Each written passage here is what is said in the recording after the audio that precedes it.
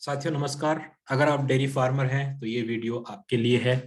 आज हम बात करेंगे रूमिनेंट डाइजेशन अर्थात दूध देने वाले पशुओं के पाचन तंत्र के बारे में।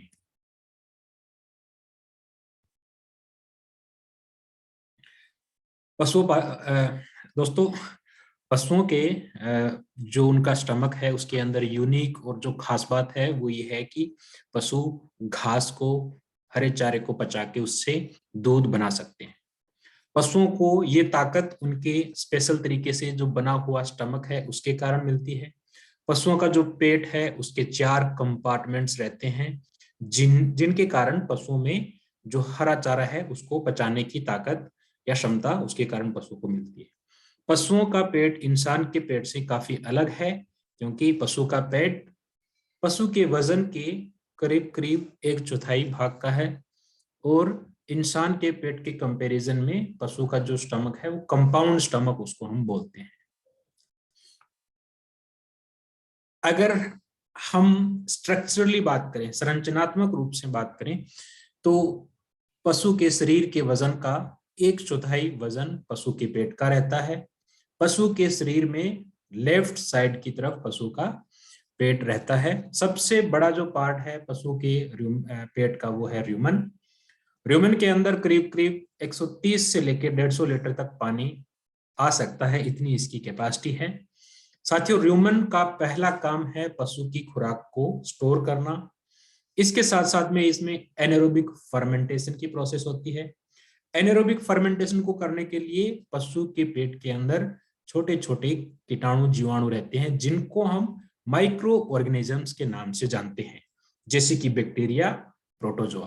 तो बैक्टीरिया, प्रोटोजोआ और पशु के बीच में सिम्बायोसिस की जो एसोसिएशन है उसके तहत काम होता है। इसके साथ साथ में पशु का र्यूमन है ये मूवमेंट करता है जिसको हम र्यूमन मोटिलिटी बोलते हैं। आमतौर पे 2 से 3 बार 1 मिनट के अंदर र्यूमन है ये इसके अंदर मोटिलिटी होती है। अगर हम र्यूमन के कार्यशैली की बात करें तो पशु की खुराक खाने के बाद में र्यूमन के अंदर सारी खुराक है वो पानी के अंदर घुल जाती है, जिसको हम र्यूमन लिक्कर के नाम से जानते हैं। इसके अंदर जो बड़े पार्टिकल्स हैं वो ऊपर फाइबर मेट के रूप में जमा रहते हैं और ये मेट बनना पशु के र्यूमन में बहुत ही जरूरी है क्योंकि इस फाइबर मेट में बहुत सारे जो बैक्टीरिया हैं वो ग्रो होते हैं। जैसे जैसे पशु की खुराक डाइजेस्ट होगी तो जो छोटे पार्टिकल्स हैं वो पशु के र्यूमन के अंदर नीचे की तरफ सेटल होने लगते हैं। जब र्यूमन की मोटिलिटी होती है तो बड़े पार्टिकल्स रेटिकुलम के अंदर आके जमा होने लगते हैं। रेटिकुलम बड़े पार्टिकल्स को छानने का काम करता है, छलनी की तरह रेटिकुलम है जो काम करता है। र्यूमन के अंदर पानी के अंदर जो घोल बना हुआ है तो र्यूमन के लिक्कर का जो पीएच है वो पानी के पीएच के आसपास रहना चाहिए ताकि जो बैक्टीरिया और प्रोटोजोआ हैं वो अच्छे तरीके से काम कर पाएं। साथियों, जुगाली करने वाले पशुओं में जुगाली करना बहुत जरूरी है।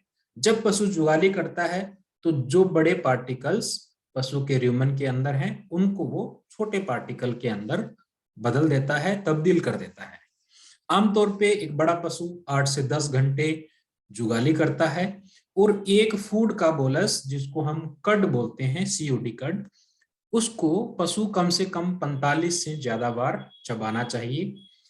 पशु जब जुगाली करता है तो सलाइवा निकलता है। सलाइवा के अंदर बाइकार्बोनेट आयन रहता है।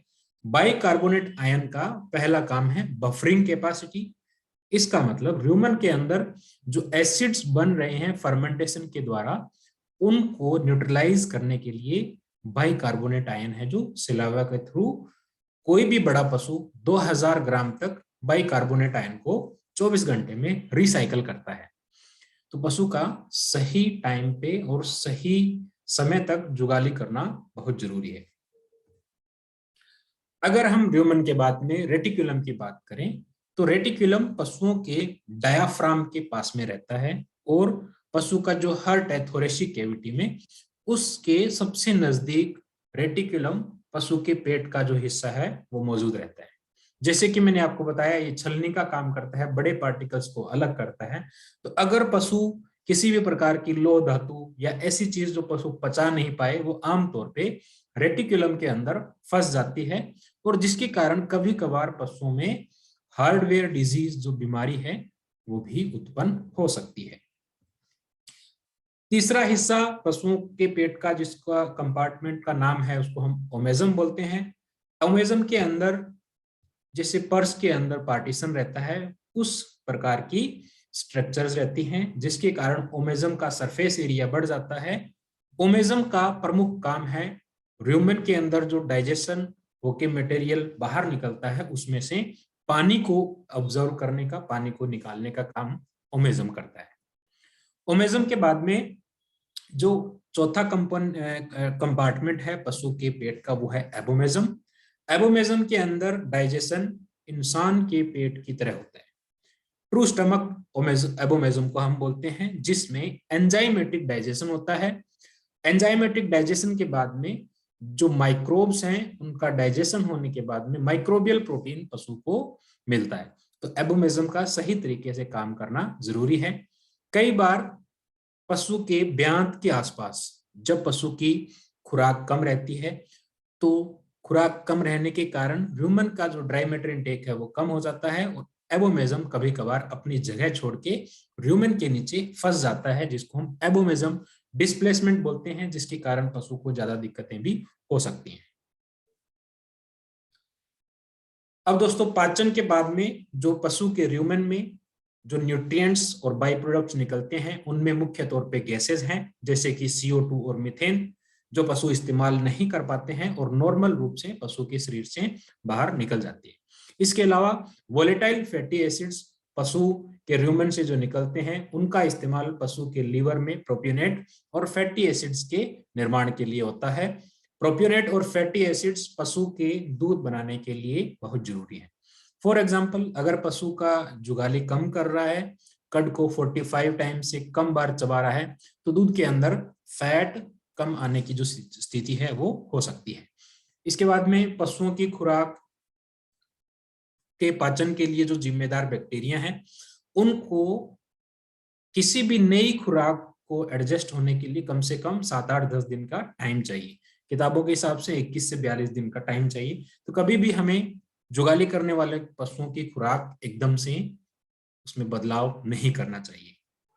तो दोस्तों, ये आज का वीडियो था। अगर आपको इस वीडियो में दी हुई जानकारी पसंद आती है, तो आप अपने किसान भाइयों से और जो आपके दोस्त हैं उनसे शेयर कर सकते हैं, और इस वीडियो को लाइक भी कर सकते हैं। Thank you very much.